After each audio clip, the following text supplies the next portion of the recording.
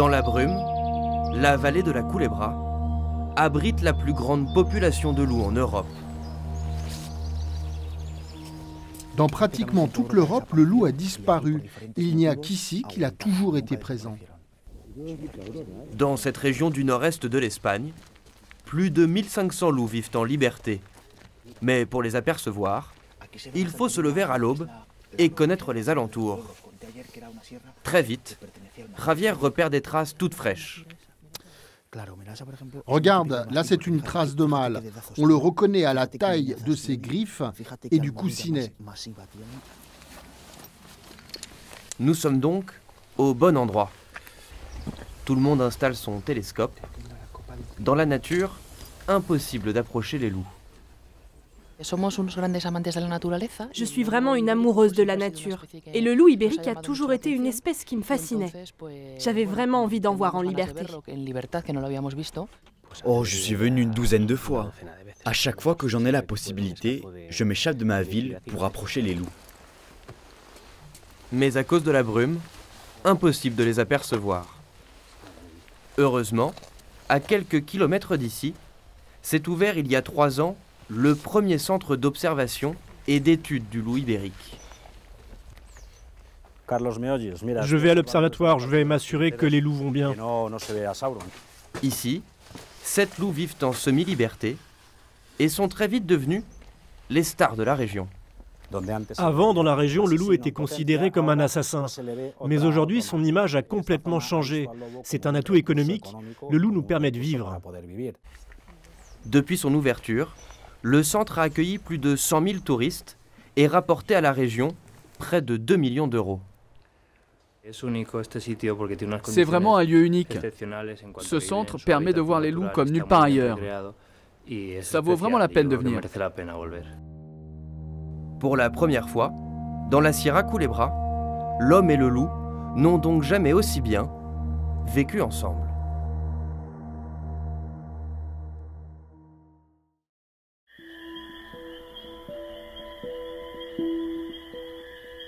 À l'extrême sud de l'Andalousie, le parc de Doñana est un sanctuaire.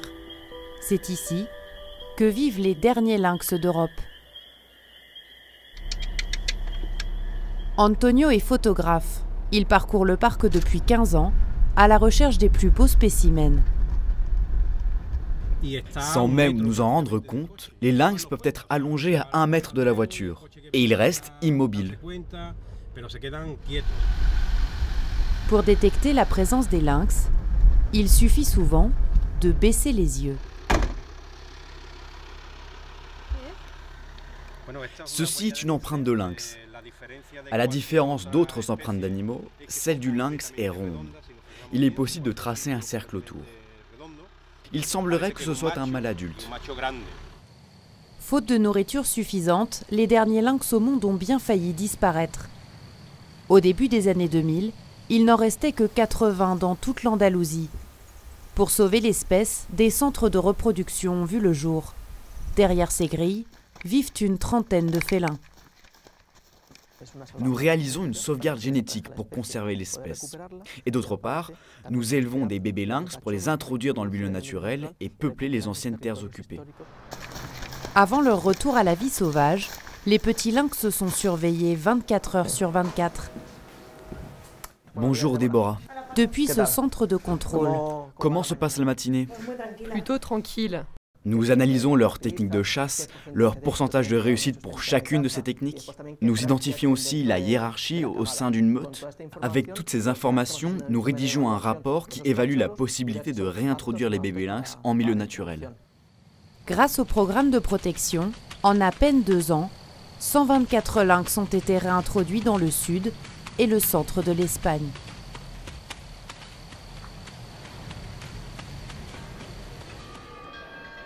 C'est l'une des plus belles villes fortifiées d'Espagne. Avec ses remparts, ses églises et ses tours de guet, Cáceres est un voyage au XIIe siècle. Pour découvrir l'autre trésor de la ville, il faut suivre Marcelino. Comme vous pouvez le voir, les cigognes se réfugient au sommet d'églises de grands bâtiments, car elles se sentent plus en sécurité. Nous retrouverons donc sur le toit de ces édifices 5, 6, voire 7 nids de cigognes. En tout, 400 cigognes nichent ici. Cáceres est en fait la plus grande colonie urbaine d'Europe. De retour d'Afrique, elles retrouvent le même nid qu'elles aménagent tout au long de leur vie. Le nid à gauche est très ancien. Aujourd'hui, il peut peser plus de 100 kilos. Et pour les admirer, l'on vient de toute l'Europe. John et Wendy sont anglais. Regarde la taille de la cigogne avec ses pattes et son bec rouge. Elles sont magnifiques. On n'en trouve pas en Angleterre, à part dans des zoos. Les guides l'ont bien compris et consacrent une partie de leur visite aux héroïnes de la ville. Partout en Extrémadure, il y a des cigognes. Les cigognes restent presque toute l'année dans notre communauté. Mais c'est impressionnant. Hier, on en a vu en venant à Salamanca, dans des champs là, mais ils étaient par centaines, incroyable. Esther, Pilar et Alicia sont bénévoles pour la CO, la Ligue de protection des oiseaux espagnols. Pendant la période de couvaison, elles parcourent la vieille ville pour recenser les nids. En observant les cigognes dans leur nid, nous identifions si elles sont toutes revenues à Cáceres ou si certaines sont absentes. Depuis 2 ans, 15 cigognes ont été équipées de balises GPS. Les ornithologues peuvent ainsi les suivre dans leur migration. 2 d'entre elles viennent tout juste de rentrer de Mauritanie et Marcelino les connaît bien. Tonia se trouve à gauche et regardez, Peppa est à l'opposé. Grâce à elle, nous en savons plus sur les cigognes. Désormais, elles vont rester toute la saison de reproduction. Au mois d'août, Tonia et Peppa repartiront en Afrique. Un voyage de 4000 km à vol d'oiseau.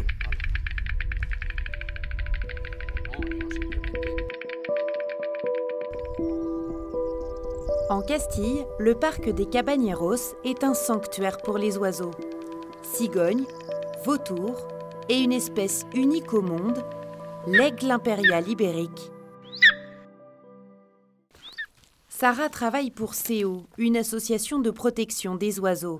Régulièrement, elle accompagne les gardes du parc pour recenser la population de rapaces. L'aigle impérial est une espèce en voie d'extinction que l'on ne peut retrouver qu'en péninsule ibérique. Dans les années 80, la myxomatose a décimé les lapins, la principale nourriture de l'aigle. Pour empêcher son extinction totale, 2 fois par semaine, les gardes du parc installent une carcasse de lapin dans cet arbre. Et au bout de 5 minutes... Nous voyons un mâle adulte. L'alimentation de l'aigle est une des clés de préservation de cette espèce. Elle garantit sa reproduction et sa survie.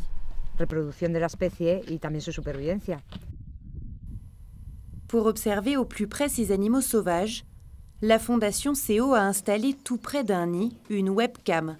Elle retransmet en direct, 24 heures sur 24, l'activité d'un couple d'aigles ibériques. Pour se constituer son nid, l'aigle rapporte des branches avec des feuilles vertes, mais aussi de la laine et même de la peau d'animaux. Mais la vie d'un rapace est parfois pleine de dangers. Dans ce centre, Elena accueille chaque année une dizaine d'aigles ibériques blessés. Ce qui affecte le plus les aigles sont les électrocutions et le venin. Nous trouvons beaucoup de cas chez les aigles impériaux et royaux. Celui-ci a à peine 1 an. On lui met ce capot pour qu'elle soit plus tranquille. Il a le cœur fragilisé par une électrocution. Mais après 2 semaines au centre, les nouvelles sont bonnes.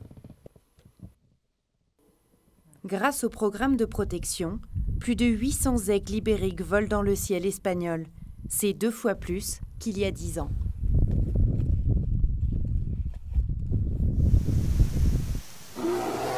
Voici le maître des lieux, l'ours brun et ses 600 kilos. Nous sommes au nord de l'Espagne, où vivent plus de 300 spécimens. Une sorte de sanctuaire où tout est fait pour le confort de l'ours, à commencer par sa nourriture, livrée à domicile. L'ours se nourrit à 80% de végétaux. Alors avec notre projet, nous avons planté plus de 500 000 arbres fruitiers. L'idée du projet est simple, permettre aux ours de se nourrir à l'abri des regards. Vous voyez, là on est loin du village, donc l'ours n'est pas dérangé et les habitants sont en sécurité. Une cohabitation pacifique donc, et qui permet d'éviter au maximum les incidents dans une région qui vit pourtant essentiellement de l'élevage. Mes vaches sont élevées en toute liberté. Et pourtant, depuis que j'ai commencé, je n'ai subi qu'une seule attaque d'ours. C'était au printemps dernier. Des attaques ponctuelles qui soulèvent tout de même des inquiétudes chez certains éleveurs. Pour le moment, les attaques d'ours sont rares. Mais si elles se multiplient, elles mettront en danger notre bétail. Alors en cas d'attaque, ils sont indemnisés à 100%. Une façon pour le gouvernement de ne pas faire de l'ours un ennemi public aux yeux des habitants. À 87 ans, Soledad a reçu plusieurs fois la visite d'ours dans son jardin, au point de devenir presque ses nouveaux voisins. C'est la femelle qui est venue la dernière fois. Sur ces images nocturnes, en voici un, en train de manger à seulement 1 mètre de sa maison. Oh, moi, vous savez, tant qu'ils ne viennent pas casser ma porte, ils ne me dérangent pas. Une présence quasi ordinaire qui a fait la notoriété de la cordillère cantabrique, à tel point que l'ours est devenu un atout très rentable pour la région. Ces touristes, par exemple, ont chacun dépensé 40 € pour tenter de les voir en liberté. De nombreux touristes nous appelaient pour savoir s'ils pouvaient voir les ours. Nous avons donc décidé de focaliser notre activité sur leur observation. L'ours semble donc avoir trouvé ici son refuge, même s'il est encore classé comme espèce protégée. En 20 ans, sa population a triplé en Espagne.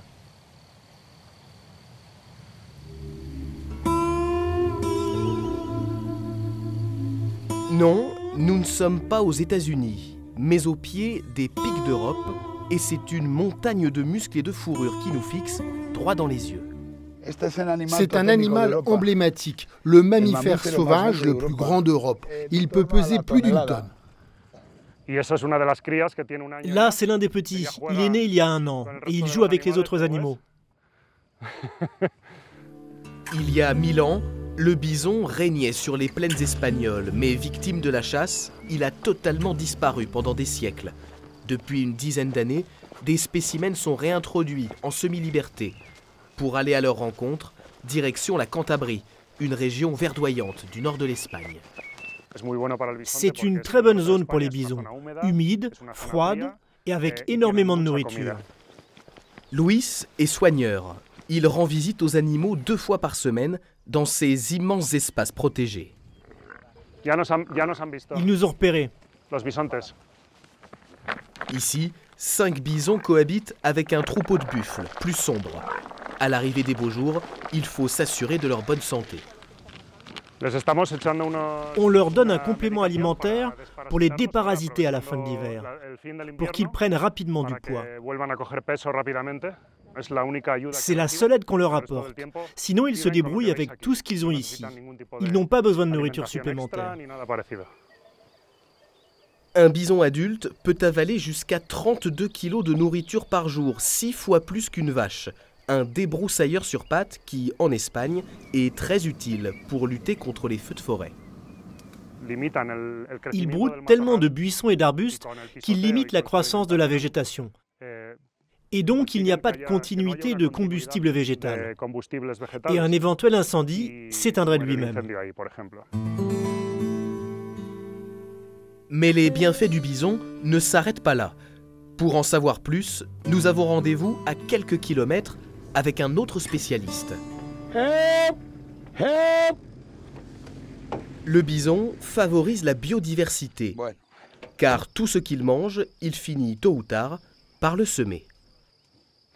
Leur digestion ne se fait pas grâce à des acides, mais des bactéries. Donc 30% de ce qu'ils mangent se retrouve dans leurs excréments.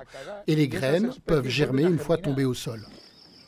Avec sa réserve naturelle, Jesus espère aussi attirer de nouveaux touristes, friands d'excursions en plein air.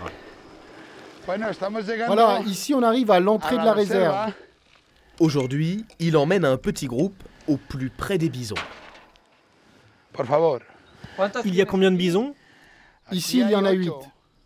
Pour Ainhoa, c'est un moment unique. Jamais on ne lui avait proposé de nourrir un bison. Il s'approche vraiment beaucoup là. La première rencontre est forcément un peu stressante. Il ne va pas me mordre la main? Non, ne vous inquiétez pas. Un bison ne va jamais mordre une main qui lui donne à manger. Un nouvel attrait touristique pour le pays, mais pas encore au point de remplacer le mythique taureau ibérique. Il n'y a pour l'heure qu'une centaine de bisons sur l'ensemble du territoire espagnol.